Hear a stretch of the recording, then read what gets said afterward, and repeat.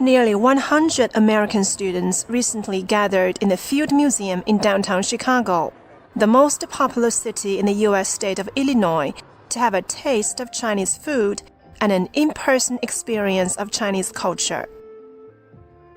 They were in the museum Friday for a Chinese Cultural Day event, in which Chinese students from various universities presented Chinese folk dance or traditional Chinese music. 喜欢看功夫。 My favorite part was like the dancing one with the really long sleeves, and the one after that. The tea one, because I won a gift from the tea.